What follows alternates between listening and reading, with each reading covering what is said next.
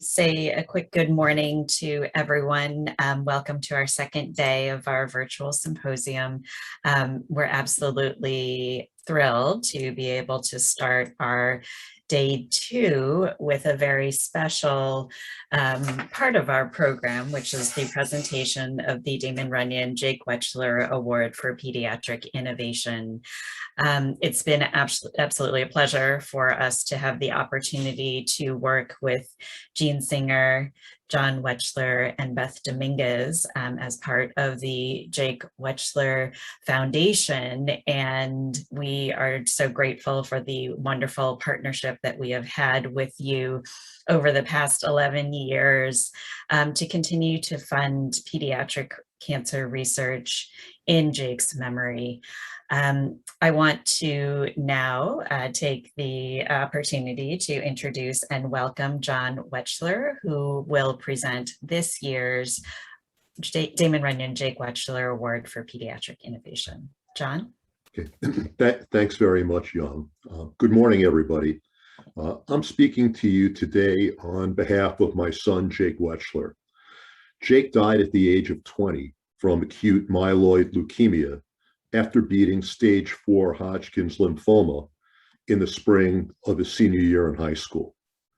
Cancer is about people and life and death. And so I'm going to talk to you a little bit about Jake and his fight with cancer. Jake was diagnosed with AML when he came home from college in March of his freshman year for spring break. There's a picture of Jake up on the screen. And as you can see, Jake had deep brown eyes that looked right at you and met your gaze, a forest of thick brown hair, and when he turned it on, a smile that was a mile wide and made you smile too. As one of his friends once said, when he shook your hand, you didn't just feel his strength. He made you feel stronger too. Now, Jake knew a lot about fighting. He fought what he knew to be Hodgkin's lymphoma throughout his senior year in high school and the undiagnosed symptoms for more than a year before. Shortly after Jake was diagnosed with AML, he accepted that he might die, even if he had the best doctors, even if he followed their advice to the letter, even if he tried as hard as he could. The fact was the odds were against him based upon the available treatments. And Jake, although he had a big heart, he was a cold-eyed realist. Jake knew he couldn't control whether he lived or died. So he decided to focus on what he could control, as he spent most of the rest of his life in the hospital. And he set 2 goals for himself. The first goal he set was going the distance. What that meant was using all of his logic, all of his strength, all of his heart, to do whatever he could to make it to stem cell transplant, because that was his chance for surviving. His second goal was, as he would put it, not going to let cancer win.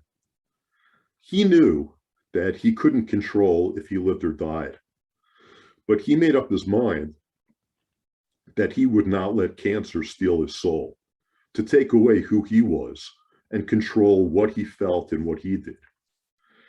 Jake knew a lot about fighting also because he was a martial artist. As a second-degree black belt in Tang Soo Do, a Korean form of karate, Jake knew well that in any fight, the mental is more important than the physical. One of the principles he recited before every class and was on the wall of his room was, in fighting, choose with sense and honor. But when it's a life and death fight, that's a lot easier said than it is to do. But here's what Jake believed. Acting with honor prevents death from taking your soul while you're still alive. By controlling what you can, most importantly your attitude, you're refusing to allow death to defeat you. Yes, cancer can kill you, but you get to choose whether you're defeated. Jake was the physically strongest and mentally toughest person I've known. And he fought with all he had to survive what chemotherapy did to his body, with the goal of getting to stem cell transplant. and he never stopped being himself and never wavered in his spirits. So it was early September, and his friends were back in college for their sophomore year.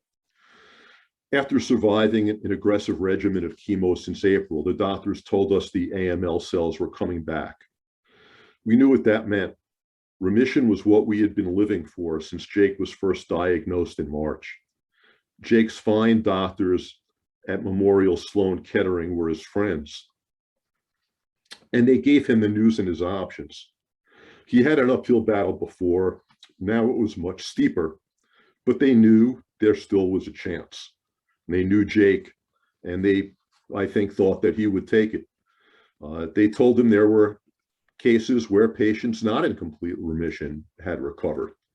And so if Jake still wanted to fight, he needed to get ready for a transplant as soon as possible. Now that the risks were greater, Jake's doctors also explained that another approach for him to consider was to leave the hospital and make the most of the time he had left. When facing a steep uphill battle, this was a choice that a reasonable person could make. These options were explained to Jake with great sensitivity. He asked his questions quickly and got to the bottom line. If he left the hospital to make the most of the time he had left, he would die. It might be weeks, might be longer, but his life was done. If he underwent transplant, he might live, but he also might not make it out of the hospital alive. Jake chose the transplant option. Jake more than went the distance because he fought his fight to the end on his own terms. And although he died, I will tell you, he was never defeated. And so here I am, speaking to a room of gifted scientists who are all engaged in their own fight against cancer, but in the laboratory. I want to thank all of you, especially the 6 candidates who applied for this year's award. I want to show you a picture now of a board that Jake split during one of his karate tests. This hangs on the wall of his room in our house. The board was a particularly tough one for him to break, but after he finally did, he mounted it and wrote this message that you can all see here today. On Jake's behalf and young people like him, I ask all of you to persevere. I'm asking you for him, and I'm asking you for us. Do what you can to give kids like Jake a better chance to live their lives. When Jake learned soon after transplant that the AML cells were back again and he would die, he asked that his savings go to cancer research so that other kids would have a better chance than he did. That was the start. The Jake Wetchler Foundation funds an annual award for innovative researchers in the fight against pediatric cancer. We've established the award in partnership with the Damon Runyon Cancer Research Foundation to recognize scientists whose research helps fight back against pediatric cancer. We hope that their and your innovative ideas and hard work may one day lead to cure so that young people like Jake can live. It's my honor to present this year's award. And please join me in congratulating Dr. Peng Wu. Please join me in giving Dr. Wu a virtual round of applause that is more than well deserved. Now, Dr. Wu's research focuses on hepatoblastoma liver cancers. She has developed novel patient-derived tumoroids that enable the study of signaling pathways underlying tumorigenesis, as well as provide a system for testing therapies for treatment of hepatoblastoma. Now, as you can see, I can't begin to understand these things, and I even have a difficulty pronouncing some of them. But Dr. Wu is presenting at 11:45. Her work is tremendous, so please stay tuned. Dr. Wu, thank you for your fine work and dedication. I would also like to thank Damon Runyon Foundation reviewers Peter Cole and Lucy Godley for reviewing all of the very impressive applications submitted this year. And so to Dr. Wu and all of you, thank you for all you do. We really appreciate everything. Thank you so much for this honor. I really appreciate it. And I look forward to presenting my work to you all later today. And I appreciate all the work that your foundation does. Thank you. Thank you so much. And Peter Cole is with us today. Lucy was not able to join us, but Peter, I wanted to give you the opportunity to say a few words as well, if you'd like. Sure. I echo what Dr. Wu said. Thank you so much to you for what you're doing to honor Jake's memory and support pediatric cancer research.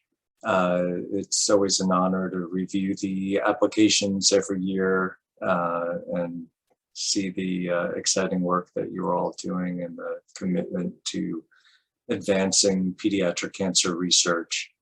And this year in particular, we had many very strong applications, and it was educational reading through them all and learning the science. I'm looking forward to the presentations as well.